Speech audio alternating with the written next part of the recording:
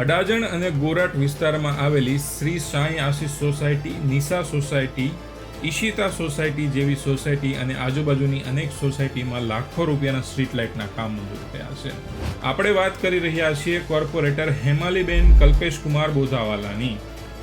એઓ જ્યારે ચૂંટાઈ આવ્યા ત્યારે તેમણે BA સુધીનો અભ્યાસ કર્યો છે. તેમના પર કોઈ ગુનાહિત કેસ ન હતો અને એમની પાસે આશરે 1 કરોડથી વધુની સંપત્તિ છે.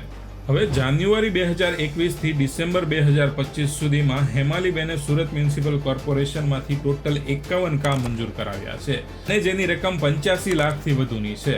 હવે આજે 51 કામ મંજૂર કરાવાયા છે તેમાંથી 31 કામ રોડ સંબંધિત મંજૂર કરાવાયા છે જેની રકમ 61 લાખથી વધુની છે. પાણી સંબંધિત 7 કામ મંજૂર કરાવાયા છે જેની રકમ 5 લાખથી વધુની છે. સ્ટ્રીટ લાઇટના 8 કામ મંજૂર કરાવાયા છે જેની રકમ 4 લાખથી વધુની છે. ડ્રેનેજ લાઇનનું એક પણ કામ મંજૂર કરાવાયું નથી. આરોગ્યને લગતું 1 કામ મંજૂર કરાવાયું છે જેની રકમ 5 લાખથી વધુની છે.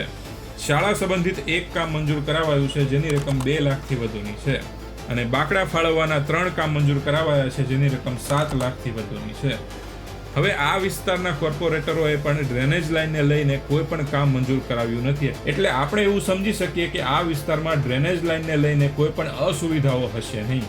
બાકી સુરતીઓ તૈયાર થઈ જાઓ, ચૂંટણી આવી રહી છે.